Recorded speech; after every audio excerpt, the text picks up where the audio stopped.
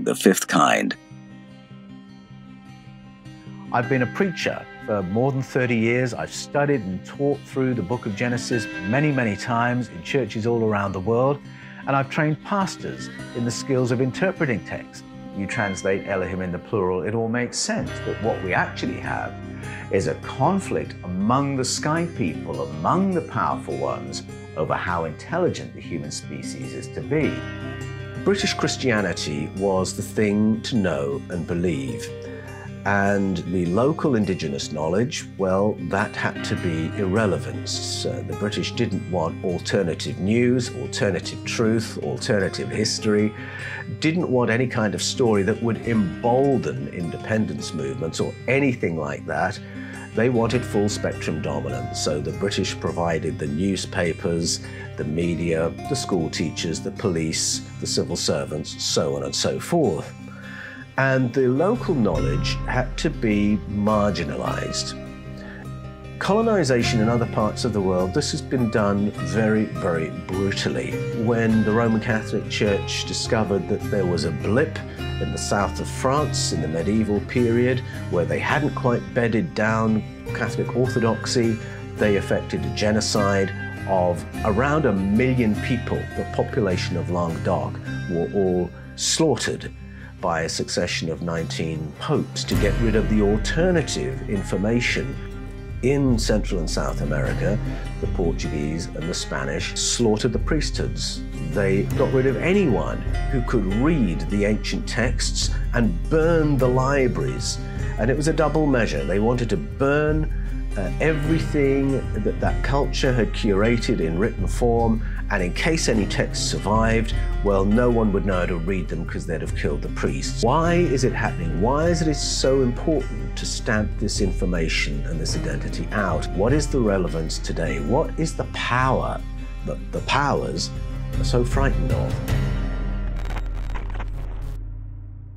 Check out our official website at fifthkind.tv. Before we get into it, our thanks to Surfshark VPN for sponsoring this video. VPNs, virtual private networks, are a really useful tool for protecting your privacy and securing your personal details online. Surfshark VPN is a service that protects your information by encrypting all the data that you send through the internet, keeping anyone unwanted from seeing it. Along with privacy and security, Surfshark VPN offers the ability to change your location with the click of a button, allowing access to sites, features, and streaming services otherwise restricted to certain locations. Get fully protected. Follow the link in the description, sign up, and use the promo code FIFTHKIND to receive an 85% discount. Plus, you'll get 3 months for free. Surfshark offers a 30-day money-back guarantee, so if you try it and you don't like it, you can easily cancel your subscription and receive a full refund. With Surfshark, you can swim under the radar in the sea of online content. I was in Brazil. I was in Amazonia. I was in Pernambuco. I spent 4 months in Brazil in the 1980s, and I had a wonderful time of it. I had a wonderful guide by the name of Augusto, who took me to some fascinating places to meet some amazing people. And one time he took me to what he described as a harvest festival. Now, Brazil is a Roman Catholic country. Harvest festivals, I'd been to those before growing up in the UK, and I thought I know what was going on. And so we arrived at this town square in the evening, and it was a wonderful festival atmosphere and a party atmosphere. And I noticed that people were carrying these figurines made of corn, and this seemed to be part of the celebration. But Augusto had told me before we went to the event, he said, now don't be fooled. People will tell you this is a Roman Catholic ceremony. But everything that happens outside of the church before we go in for the Mass has nothing to do with Roman Catholicism. And so I saw people with these corn figures, and I asked, well, what are they? What are we celebrating? And they would say, well, we're thanking the Queen of Heaven for the harvest. Oh, all right, okay, I think I know what's going on. The Queen of Heaven, that's a title that the Roman Catholic Church has given to Mary, the mother of Jesus. So we're obviously thanking Jesus' mum for the harvest in some way. And this was just one of a number of ceremonies that happened, and then we went into the church for a mass. Well, after the event, Augusto debriefed with me, and he said, so what did you find out? And I said, well, I found out that we were thanking Jesus' mum for the harvest. Were we? He said. Who were we thanking? The Queen of Heaven. Ah, the Queen of Heaven, yes. And that's Jesus' mum, is it? He asked me, and I said, yeah, well, I think so. I think that's how, in the Catholic world, I think that's how this language works. And he said, well, you remember the lady we stayed with, Rita? Do you remember those figurines that she had in her front living room? Oh, yes, I said, and she did. She had two little porcelain figures on a little coffee table in her front room.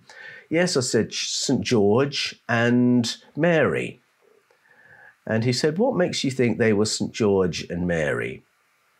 And I said, well, St. George was wearing his uniform, you know, his white top with the red cross and everything.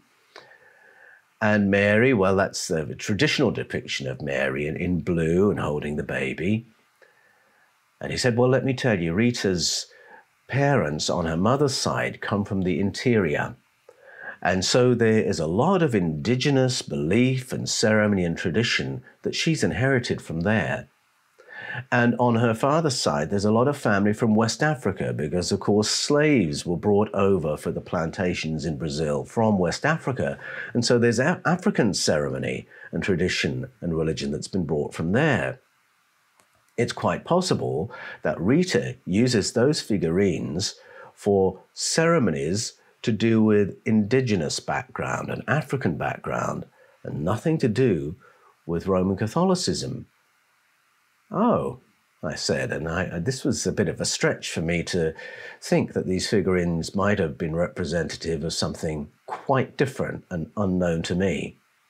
We're going to go to another harvest festival, he said, in a place called Pesquera, and you might want to ask some more probing questions. And so, sure enough, we went to this wonderful festival. Again, lovely party atmosphere, people genuinely happy and celebrating, and there were all kinds of foods and drinks, all derived from corn in some kind of way. And I had no idea you could make so much from corn, but indeed you can. Well, once again, there were figurines, we were celebrating the Queen of Heaven. But as I asked my questions in my halting Brasileiro, I realized there was another layer to this story. Who are we celebrating? The Queen of Heaven. And why is that? Because it was the Queen of Heaven who came down from the stars, came down from out of the heavens, and taught our ancestors how to cultivate corn and how to turn it into all kinds of foods. So this time around, I'm picking up on the fact that this was something that happened long before Jesus, long before Jesus' mum. That this visitation was way, way back in the ancestral past, and it was a primordial lesson in agronomy. This story of the Queen of Heaven began sounding a little bit more like the story of Hun Hunahpu, the ancient Mayan story, the explanation of where they learned about plants that are good for food, good for medicine, good for consciousness. It sounded a bit more like the Zulu story of Mbab Mwana Warisa, this mysterious female entity who appears from somewhere and teaches the ancestors of the Zulu how to live on the land, in harmony with the land, and how to use the flora of the land for health and consciousness and well-being.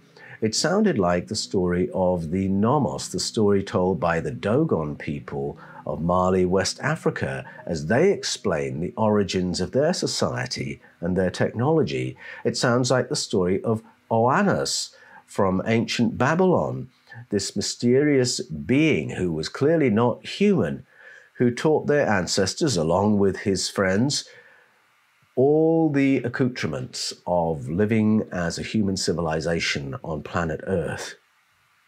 It sounded like the story of Shamhat, who civilized the ancient wild man in the ancient Sumerian story. Now, I didn't know any of those stories when I was 20-something in the 1980s.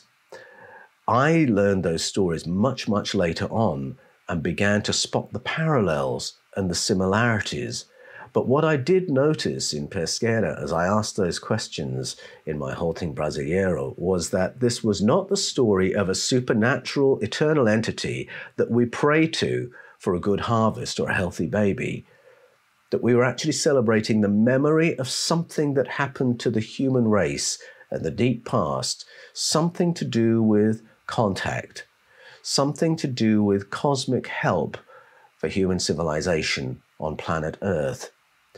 But when I was in Brazil in the 1980s, Pope John Paul II was trying to stamp out all the non-Catholic elements of these ceremonies and celebrations. He was busy cleaning up, and he wanted to get rid of all the African elements of these celebrations and get rid of all the indigenous elements of these celebrations and leave only the Portuguese Roman Catholic contribution that arrived in 1500 with Pedro Álvares Cabral.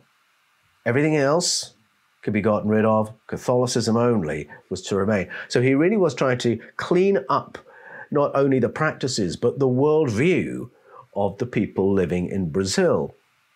And it was extraordinary to me to think that Portugal had been in Brazil for 500 years, and in all that time had failed to stamp out what was there before. The goal was to delete and replace, delete the indigenous knowledge with Catholic orthodoxy and replace it with Catholic orthodoxy, and they hadn't been able to do it, and the people were still resisting it. And I found that a very curious thing to behold. What was the power of this knowledge that it could survive against the odds for so long? Because what I was hearing as I asked my questions, you wouldn't hear it in church, you wouldn't hear it in school, you wouldn't hear it on the TV, you wouldn't hear it from the government. It was all unofficial folklore, and yet it had this power to persist. So we'll go somewhere else now. We'll go to the land of my fathers on my father's side. That's Ghana, West Africa. And we'll go there between 1874 and 1950, because that was the period during which the British ran Ghana. Now, when the British went into Ghana, they had a goal similar to Pedro Álvares Cabral in Brazil, and that was to run the country, to set the commodity prices, the exchange rates, set up the banking systems so that Britain could siphon off the wealth, so that the British Crown could get the Ghanaian gold, and so that the British could benefit from sitting at the top of the economic tree and run the country.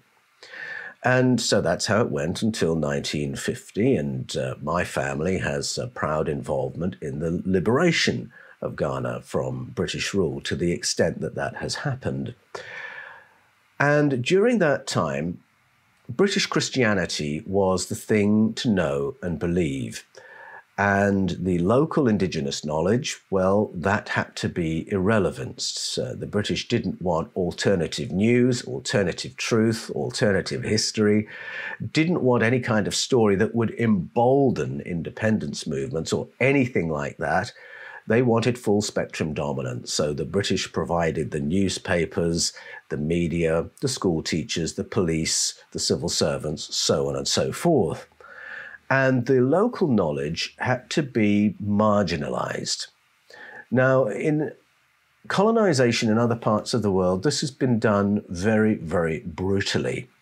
So when the Roman Catholic Church discovered that there was a blip in the south of France in the medieval period where they hadn't quite bedded down Catholic orthodoxy, they effected a genocide of around 1 million people. The population of Languedoc were all slaughtered by a succession of 19 popes to get rid of the alternative information, empowering information that those people had. In Central and South America, the Portuguese and the Spanish slaughtered the priesthoods. They executed them, got rid of anyone who could read the ancient texts, and burned the libraries. And it was a double measure. They wanted to burn everything that culture had curated in written form, and in case any texts survived, well, no one would know how to read them because they'd have killed the priests. And so it was a very, very violent period. Well, Britain didn't do that in Ghana. Instead, it simply ran things like this, that if you wanted to get ahead as a young person in Ghana, then you would learn to speak British and dress British and act British. And to the extent you could do that, well, you would look like a good candidate for a good job and promotion, so on and so forth. And part of that cultural reprogramming meant you distanced yourself from your indigenous roots. And so if you had a mother or an aunt or a grandmother who hadn't quite bought into British Christianity and who still practiced the old ways and who still practiced healing and who still had experiences of interdimensional contact, well, you would be taught to look down on that person as a primitive, uneducated, a witch doctor, an idol worshipper. This was a grandmother to be ashamed of. And to an extent, Ghanaian culture bought into that. And it was through that kind of prejudice that Ghanaians were distanced from generations and generations of ancestral wisdom because they wanted to be successful in British Ghana.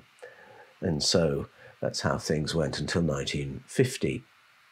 I share a little bit in my book, The Scars of Eden, as I began to peel back the layers of that story in the history of my own family and my wife's family. If we go briefly to Canada, the United States of America, and Australia, and if we go between 1880 and 1980, we will be in a period when the governments of those nations were doing their level best to get rid of indigenous memory and even to get rid of the continuity of the indigenous peoples as an ethnic force. So in Canada, over that period, 1880 to 1980, there was a stolen generation policy in which the state, in collaboration with the churches, would forcibly kidnap First Nation children and imprison them in what were called boarding schools, largely Catholic boarding schools, where they would be educated. What this really meant was that they were being taken from their First Nation families and stripped of their identity, abused, tortured, beaten, forbidden to speak their native language, forbidden to use their real names, and Christian orthodoxy would be programmed into them, and every memory of who they were and of their traditions and of the abilities that they were growing in their First Nation families, that would now be extinguished. I remember hearing the story of a man by the name of Ken Thomas. He was part of the stolen generation. He was taken by force by Catholic nuns when he was 6 years old, imprisoned in one of these youth detention centers, euphemistically known as boarding schools. And the first thing they did when they got him there was to hold him down and shave off all his hair. It was an absolutely traumatizing beginning to 10 years of full spectrum reprogramming. The reason that the hair was shaved off was not only to do with memory and identity, but because the Catholic nuns knew that First Nation Canadians used their hair to relate to the cosmos, to relate to the environment around them, that there are higher cognitive abilities that are related to long, healthy hair. And they wanted to cut off any latent abilities that Ken Thomas had at the age of 6 when they kidnapped him. I was speaking to a friend of mine who is a Navajo guardian, and he explained a little more about the significance of the shaving of the hair, and I'll come back to that a little later. Loss of language, of course, is another aspect of that. No speaking of their native language, and so they would forget their language and the stories that were carried in the rhythm and rhyme of that language. My Welsh grandfather had the same experience in the early 20th century as the British government tried to stamp out Welsh language to get rid of Welsh memory and Welsh story. In the USA, in that same period, 1880 to 1980, Native American initiation was illegalized. Can you imagine? The ceremonies were illegalized because the government did not want the transmission of information or higher cognitive abilities to be transmitted from one generation to the next. And they reckoned if they could stop it for 100 years, that would be enough to stop it altogether, to disempower the indigenous knowledge. In Canada, more than 10,000 of those kidnapped children were murdered by the nuns and priests who were tasked with their care. And so now the Truth and Reconciliation Commission that is operating in Canada is exposing what was clearly intended as a cultural genocide. Well, no less was intended by the policies in the United States of America, and no less was intended by the Stolen Generation policy in Australia. Again, same period between 1880 and 1980, Aboriginal children taken by force, imprisoned in youth detention centres, euphemistically known as missions. Again, it's a collaboration between state and church to stamp out the old knowledge, the old ways, cognitive powers, memory, and replace it with Christian orthodoxy. Now, although that policy was stopped in about 1977 in Australia, there is a sense in which it is still in place. And it's done a little bit more subtly, simply by locating schools well away from the traditional homelands of Aboriginal Australians. And so a few years ago, our then Prime Minister Tony Abbott announced the latest raft of Aboriginal communities that would be defunded. 150 Aboriginal homelands defunded, which meant that if the children were to be educated, and they have to be educated, then they would have to be sent away from their families, from their parents, from their grandparents, to be educated in English as a refugee in their own country in another part of the state. Well, of course, they're being educated in English. They are losing their Aboriginal language, and they are losing all the processes of initiation that would be happening if they were at home. So why is this happening? Why is Indigenous identity, knowledge, language, story being stamped out? As soon as you realize how concerted this is around the world, whether you're looking at Central America, South America, North America, United States of America, Canada, Australia, Ghana, it's the same story. Why is it happening? Why is it so important to stamp this information and this identity out? As soon as you see how concerted it is, that should be the signal to go and sit at the feet of the elders of these traditions, because by some miracle, those traditions have survived and their stories have survived. And there are guardians who can initiate new generations into the knowledge and the ways, the cognitive powers, and the ceremonies of their ancestors. And in Echoes of Eden, which is my new book, that's exactly what I've done. I sit at the feet of those elders and curators and guardians, and I listen for what is in the information for us. What is the relevance today? What is the power that the powers are so frightened of? And I find those traditions to be full of information that is empowering for the present day. Let's join some more dots. Let's go to Jerusalem in the 7th century BCE. At that time, clearly, there were festivals rather similar to the ones I experienced in Brazil, because we have discovered hundreds of handheld female figures, just like those corn figures I saw in Brazil, only these are made of terracotta. They're female figures, they're bare-breasted, and they've been decapitated, and they were thrown in a pit. Why was that? Because in the 7th century BCE, the cult of the Queen of Heaven, oh my goodness, there's that name again, was being stamped out by reforming Judean kings. And we find the inscriptions on these figurines, the figurines of Asherah, Anat, Kudzu, Hathor, Astarte, who was to become Aphrodite in the Roman tradition. Once again, female entities being commemorated who are at the root of our story as human beings with a knowledge of agronomy. This is where our knowledge of how to live on the planet came from. Which plants are good for food, which are good for medicines, which are good to avoid, which are good for higher consciousness, all credited to this female figure. And take a look at that. 7th century BCE, they were trying to stamp that out. 1980 in Brazil, still trying to stamp it out. So what are they trying to stamp out? The story that's being stamped out is the story of first contact.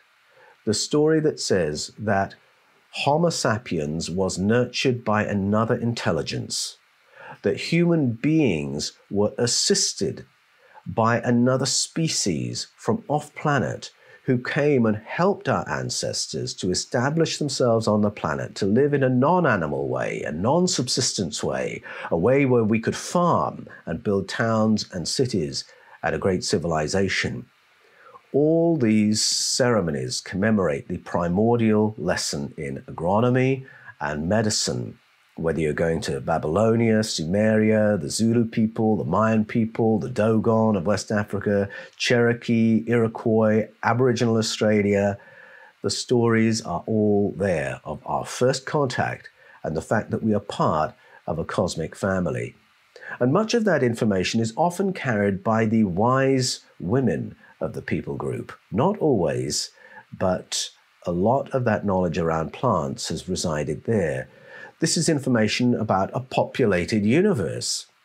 So if we had lived in a world where indigenous information was celebrated instead of suppressed, there would never have been a period where we didn't know what a close encounter was, or what a UFO was, or whether we're alone in the universe. We would know we're part of a populated universe, and we have family and we have friends, and that we are related to those who have visited us in the deep past.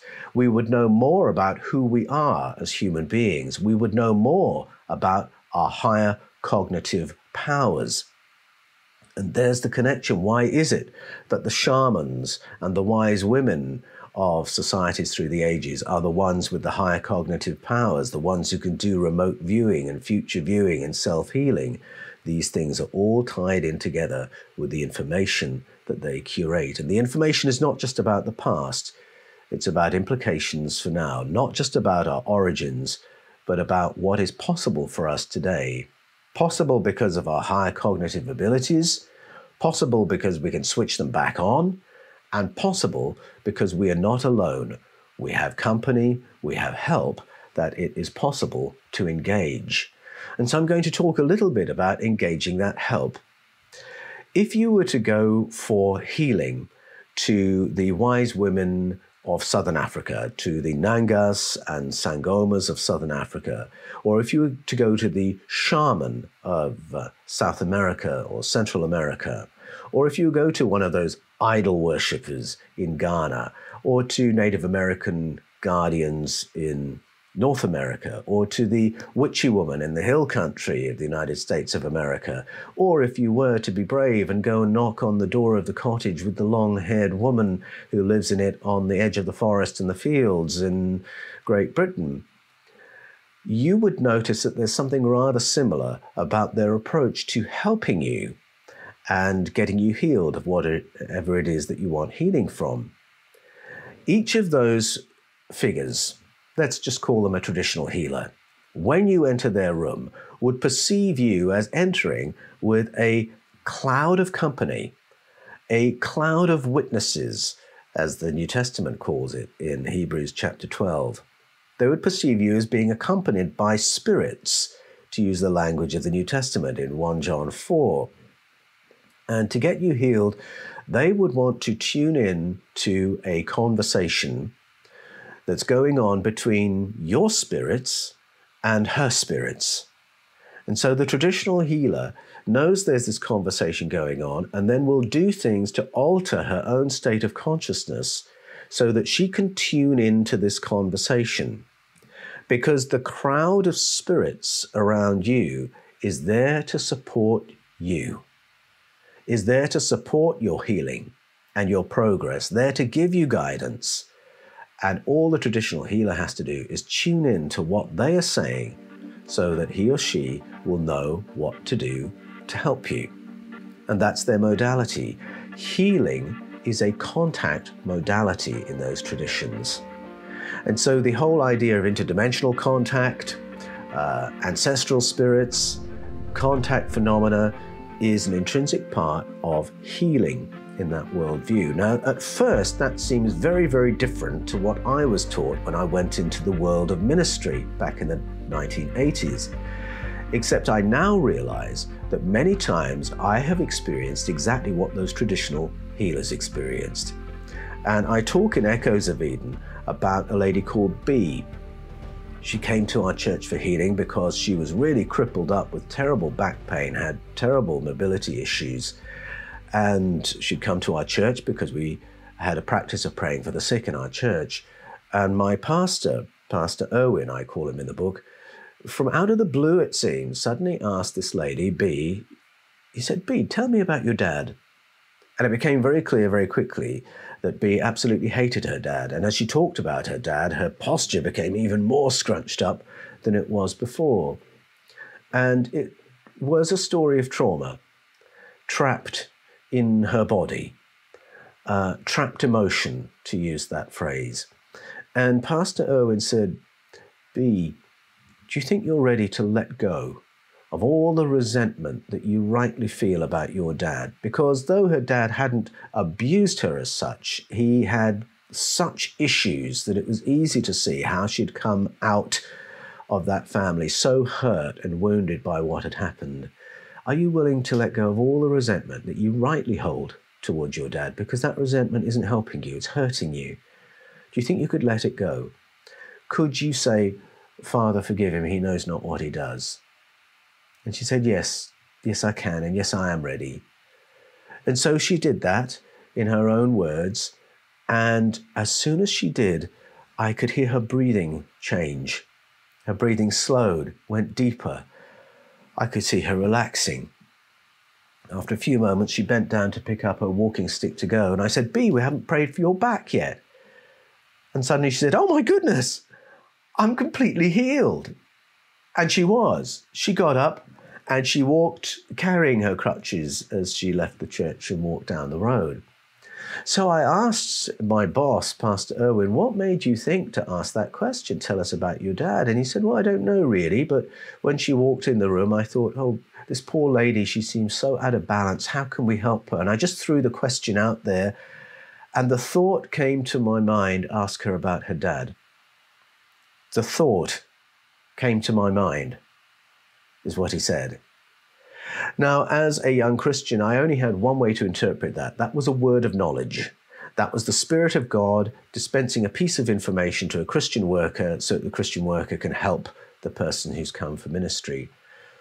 If I told that story to a Sangoma or a Nanga, they would say, the ancestors helped you. Now, to be honest, I can't really know exactly where that thought came from. Is the Nanga right that it was an ancestral spirit speaking that word into Erwin's mind? Was I right that it was the Holy Spirit of God giving that information? I have no way of knowing.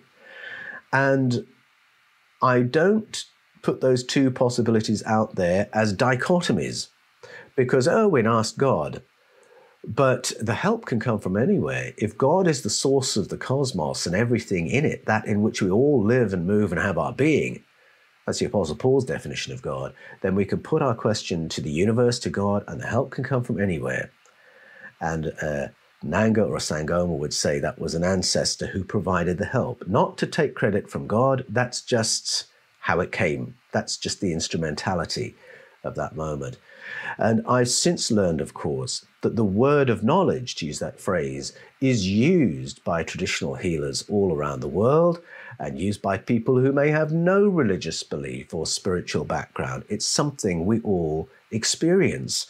I do a lot of personal coaching, and very often I will say to my coachees, do you know, I'm beginning to believe that what it says in Hebrews 12 in the New Testament is right, that we all have a cloud of invisible witnesses, a cloud of ancestral helpers surrounding us, very interested in us and in how we're running the race marked out for us.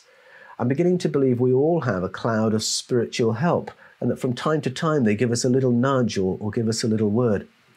Do you know, I've yet to find any coaching client who doesn't agree with that and who doesn't say, I'm coming to believe that myself as well. And not because it's part of their belief system. No, it's part of their experience as they go through life. That they're getting these little nudges, they're getting these synchronicities, they're getting these phrases coming into their minds. And I now know that it was there in primitive Christianity, just the same as in all these other indigenous traditions, that we have this cloud of help around us, wishing to assist us on our journey, if we will only tune in and take notice. And what I find wonderful about that rediscovery, to find it in the New Testament and then discover it in indigenous narratives, is what an affirming view that is. That you have an invisible team around you right now to support your learning, to support your journey, to see that you have the best human experience you can have while in this material realm and as you go through life. The great secret is that help is at hand. And I think that really speaks to the confidence with which we go through life. I remember back in the 90s, I think it was, Mother Teresa visited Great Britain, and she had worked for a long time among the untouchables of Calcutta. Now, the untouchables are people that the whole of Indian society says these people are disgusting, they're not to be acknowledged, you don't touch them, you don't look at them, you don't talk to them. And there's another class of people below the untouchables who only come out at night that you never even acknowledge exist because they're the very bottom of society. You would think those people would have a self-esteem problem, wouldn't you, when they've got a seventh of the world's population telling them that they're rubbish. But Mother Teresa, having worked with those people, visited Great Britain in the early 1990s, and she said she had never encountered such a horrible loss of self-esteem as what she experienced among the teenagers of Great Britain. Now, what does that tell you? How can the self-esteem of teenagers in Great Britain be worse than the self-esteem of the untouchables in Calcutta? It has to do with the world in which we live and the world view with which we journey. If you live in a world where you are on your own, then you are on your own. But our ancestors tell us none of us are on our own. Whatever the visible world is doing to you, you have an invisible team of supporters. You have great-grandparents, great-great-great-great-grandparents. You have spirits from other dimensions who are very interested in you and helping you through whatever is happening in your life. It's an incredibly empowering worldview, and it's the one our ancestors have journeyed with for thousands of years. Now, what's interesting about that worldview is that when you talk to traditional healers, sometimes they're a little bit agnostic about who are the helpers and how they help and how they communicate transdimensionally and how they're around if they're from generations past, or exactly what they are if they're spirits, in the words of the writer of 1 John. It doesn't matter, apparently, who, what, and how. What's more important when you talk to the traditional healers is that we listen and then weigh up, that you and I keep our sovereignty, that you and I keep our autonomy and weigh up what we hear. Because if we're willing to do that and say, well, that makes sense, that doesn't make sense, I'm not going to do that, but I will follow that. As long as we do that, it doesn't matter who those voices are, because you've kept your sovereignty. And what I find very interesting is that Imperial Christianity didn't want any of that. First of all, it didn't want agnosticism. It wanted people who believed in dogma. First of all, again, it didn't want people with personal sovereignty. It wanted people who were passive and obedient and who distrusted themselves and trusted authorities more than they trusted themselves. So on both those counts, they don't want this traditional worldview. And they certainly didn't want other sources of truth and information and healing. They wanted a monopoly of truth, as does any imperial power. The idea that there would be other entities running around giving you alternative information or alternative sources of power or healing, no empire wants that. What it wants is people who are dependent on the state powers. They don't want grassroots empowerment. And this indigenous story is about grassroots empowerment by our ancestors, by the spirits. When I was in Brazil in the 1980s, there were two big forces at play. I was there studying Christian spirituality and what was happening in terms of church life and church planting. There were the top-down powers, John Paul II and the diocese, who were trying to shut down indigenous knowledge. And then there were grassroots Catholics. They were also Roman Catholics, but they were monastic workers who were empowering local populations. And it was from that second group that I found Augusto, who gave me my education as to what was really going on.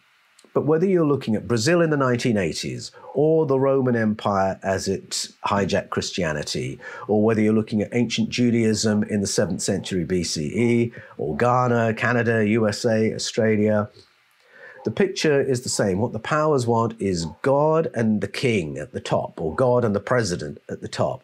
And then in the middle, you have the priests, the public servants, the education system, the media. And then at the bottom, you've got the people who believe what they're told and do what they're told. That's the pyramid of powers that empire always likes to run with. They want people who are always looking for permission to do things, who are dependent on the state for the truth and information and health. The indigenous stories present a different world, one in which we are surrounded by company and help and information and health and confidence. The indigenous stories say we have help with agronomy, that you can have transdimensional help, teaching you what plants are good for food and medicine and higher consciousness, that people can have help with civil engineering, can know things about sacred architecture that elevate our cognitive powers, that aid us in interdimensional contact with our neighbors. Indigenous story tells us there's help with information, that it's not just the state education system providing us information, that in fact we can heighten our cognitive abilities through contact. Many experiences of close encounters experienced heightened cognitive abilities in the aftermath. And when I read Plato, I read someone who acknowledges a whole chunk of his information has come from interdimensional contact and altered states of consciousness. And maybe that's why the authorities are so against all the things that enable us to engage with altered states of consciousness. There is help with self-esteem the moment you begin listening to the support team that exists around you.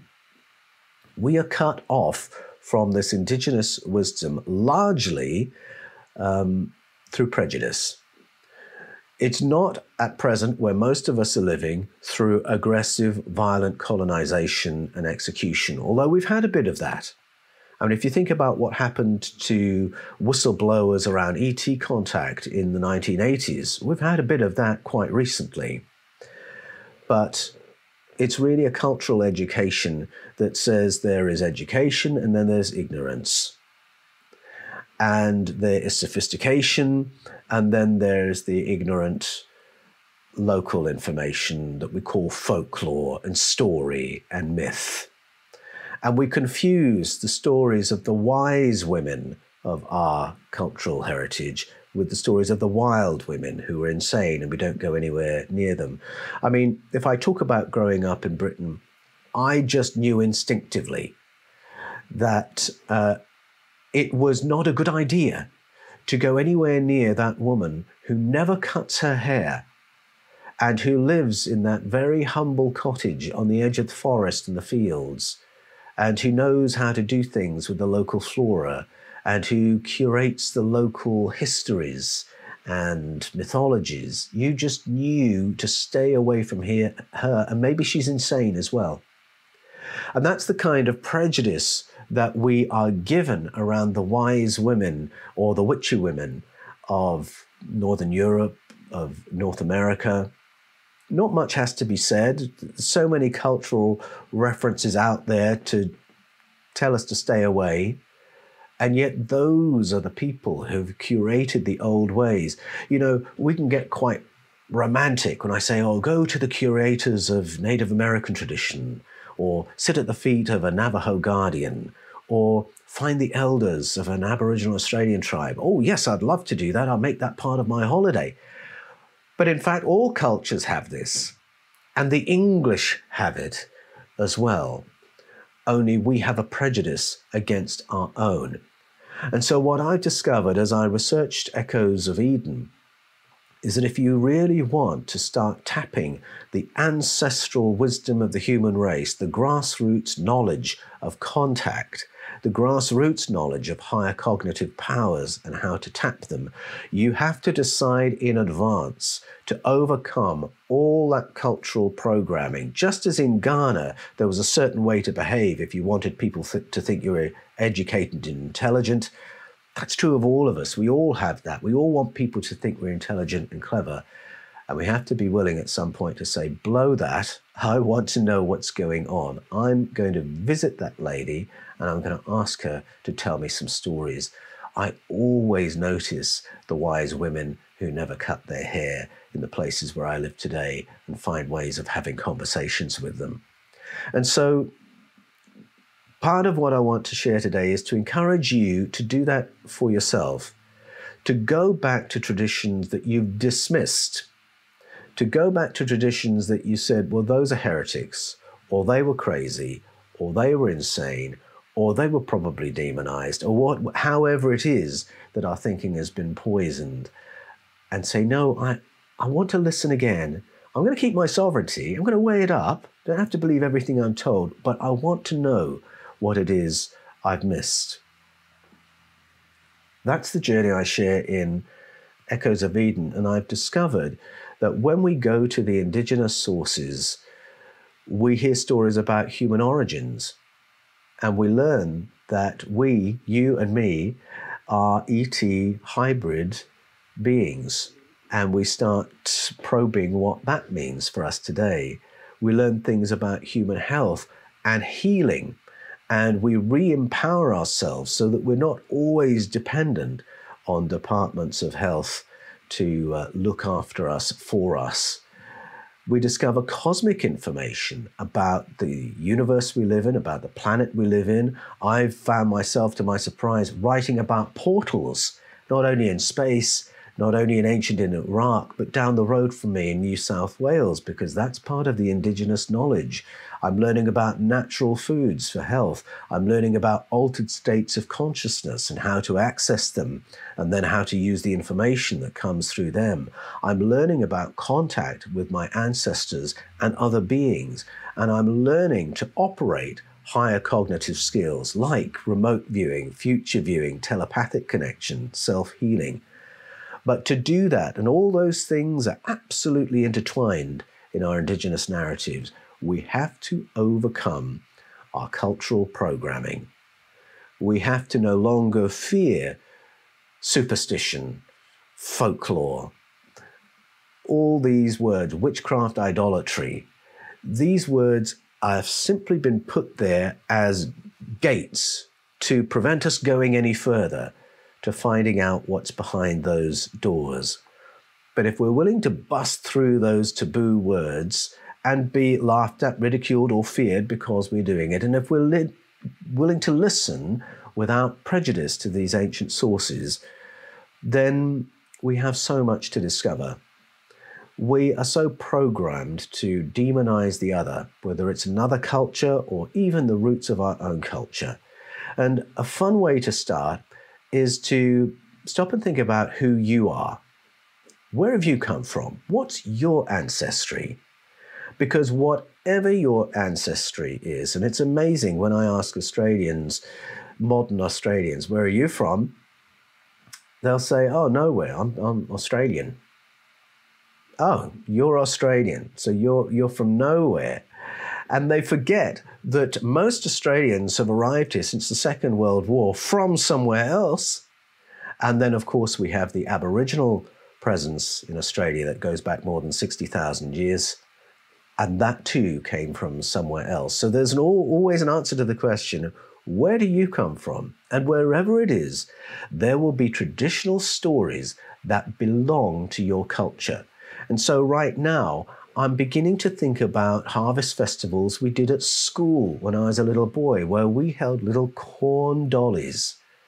What were they? And who were they commemorating? Because you can bet your bottom dollar it's not what the Church of England told me it meant back in the 1960s when I was at school.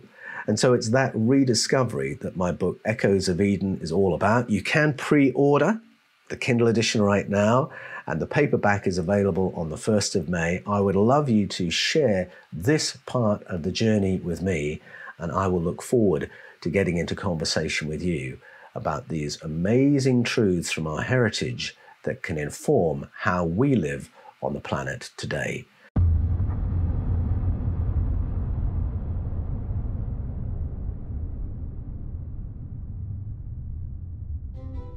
Author and researcher Paul Wallace probes the world's ancient mythologies for clues about the origins of the human race, and has published several books in the field of mysticism and spirituality. In the last decade, his work has probed the world's ancient mythologies for the insights they hold on our origins as a species and our potential as human beings. Paul's work in church ministry has included training pastors in the interpretation of biblical texts, working as a troubleshooter for communities of faith, and serving as an archdeacon in the Anglican Church in Australia. Endorsed by George Norrie and Eric von Daniken. Paul Wallace's latest book, Echoes of Eden, explores what secrets of human potential were buried with our ancestors' memories of ET contact.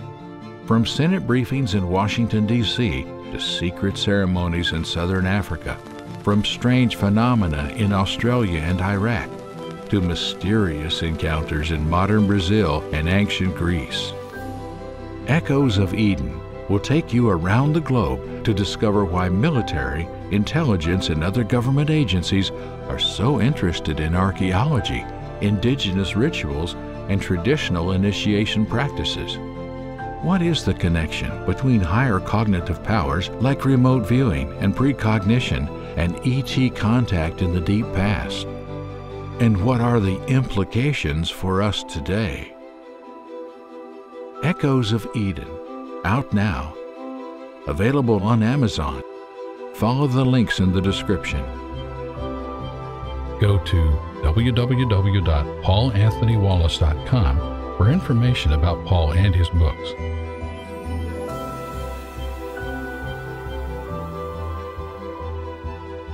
I'm going to take you back to something that happened to me when I was very young in the 1980s in Brazil, when I spent some time in Amazonia, and some experiences that I had there taught me early on always to be willing to look again in case I'd missed something.